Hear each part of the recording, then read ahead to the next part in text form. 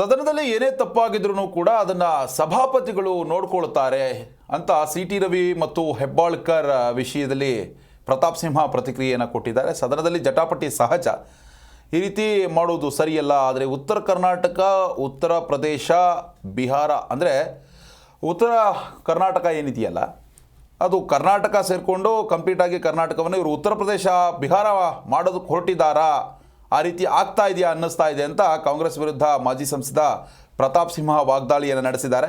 ಈ ಹಿಂದೆ ನನಗೂ ಇದೇ ರೀತಿ ಅನುಭವ ಆಗಿತ್ತು. ಹನುಮ ಜಯಂತಿ ವೇಳೆ ನನ್ನನ್ನು ಸುಮ್ಮನೆ ಅರೆಸ್ಟ್ ಮಾಡಿದ್ರು ಅಂತ ಕಾಂಗ್ರೆಸ್ ಸರ್ಕಾರದ ವಿರುದ್ಧ ಪ್ರತಾಪ್ ಸಿಂಹ ವಾಗ್ದಾಳಿಯನ್ನು ನಡೆಸಿದ್ದಾರೆ.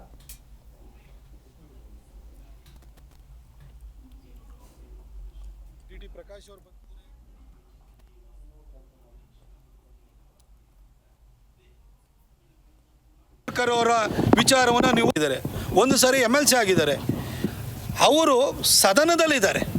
ಸದನದಲ್ಲಿ ಮಾತಿನ ಜಟಾಪಟಿಯಲ್ಲಿ ಕೆಲವೊಂದು ಸರಿ ಸಭ್ಯತೆ ಗೆರೆಯನ್ನು ಮೀರಿ ಮಾತುಗಳು ಬರ್ಬೋದು. ಹಿಂದೆ ಈಶ್ವರಪ್ಪನವರು ಮತ್ತು DK ಶಿವಕುಮಾರ್ ಅವರು ಹೊಡೆದಾಡ್ಕೊಂಡಿರಲಿಲ್ವಾ? ಅಥವಾ ಸಾರ್ವಜನಿಕವಾಗಿ ದೊಡ್ಡ ದೊಡ್ಡ ವ್ಯಕ್ತಿಗಳ ಬ್ಲಡಿ ಬಾಸ್ಟರ್ಡ್ ಅಂತ ಶಬ್ದಗಳನ್ನು ಬಳಸಿರಲಿಲ್ವಾ? ಯಾವ್ಯಾವ ರೀತಿ ಅವಾಚ್ಯ ಶಬ್ದಗಳಿಂದ ನಿಲ್ಲಿಸಿದ್ದಾರೆ, ಏಕವಚನದಿಂದ ನಿಲ್ಲಿಸಿಕೊಂಡಿದ್ದಾರೆ ಅಂತ ನಮಗೆ ಭಾಳಷ್ಟು ಉದಾಹರಣೆಗಳು ಸಿಗ್ತವೆ.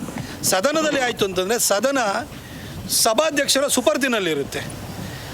ಅಂಥ ಸದನದ ಬಾಗಿಲತ್ರ ಬಂದು ಸಿ.ಟಿ. ರವಿ ಅವ್ರನ್ನ ನೀವು ಅರೆಸ್ಟ್ ಮಾಡಿ ಕರ್ಕೊಂಡು ಹೋಗಬೇಕಾದಂತಹ ಆತುರ ಏನಿತ್ತು, ಸಭಾಧ್ಯಕ್ಷರ ರೂಲಿಂಗ್ ಇಲ್ದಲೆ ನೀವು ಅವರೇ ರೂಲಿಂಗ್ ಒಳಗಡೆ ನನ್ನ ಗಮನಕ್ಕೆ ಬಂದಿಲ್ಲ ಅಂತ ಹೇಳಾದ್ಮೇಲೂ ಕೂಡ ನೀವು ಆ್ಯಕ್ಷನ್ ಇನಿಷಿಯೇಟ್ ಮಾಡ್ಲಿಕ್ಕೆ ಹೋಗ್ತಾ ಇದ್ದೀರಿ.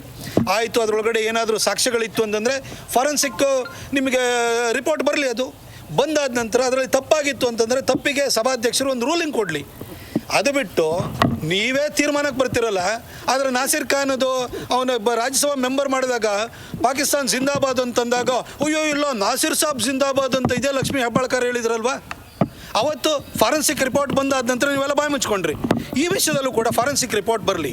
ನೀವು ಕೊಲೆಗಡಕ ಅಂತಂದರು, ಅದಕ್ಕೆ ಅವರು ಅಸಭ್ಯವಾದಂಥ ಶಬ್ದವನ್ನು ಬಳಸಿದರೆ ಅನ್ನೋದು ನಿಜವೇ ಆಯಿತು ಅಂತಂದರೆ ಅದಕ್ಕೆ ಸ್ಪೀಕರ್ ಇದ್ದಾರೆ, ಸ್ಪೀಕರ್ ಸಮ್ಮುಖದಲ್ಲಿ ನೀವು ಅದಕ್ಕೇನು ಸೂಕ್ತ ಕ್ರಮವನ್ನು ಕೈ.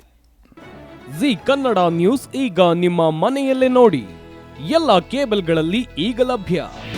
ನಿಮ್ಮ ನೆಚ್ಚಿನ ಜಿ ಕನ್ನಡ ನ್ಯೂಸ್ ಈಗ ಸನ್ ಡೈರೆಕ್ಟ್ ನಲ್ಲಿ number 292, Tata play number 1664, Jio TV number 1334, NXT digital number 30, in cable number 30, city networks 51, U digital number 162, GTPL number 17, Rockline telecommunications number 42, Shri Basaveshwara cable number 168, rural cable network 60, Vinayaka digital 57, Abhishek cable 821, city channel 53, Siddeshwara cable network 57, V4 digital Infotech 628, Surya digital networks 53, Gajanan digital number 836, Malnad Infotech Private Limited number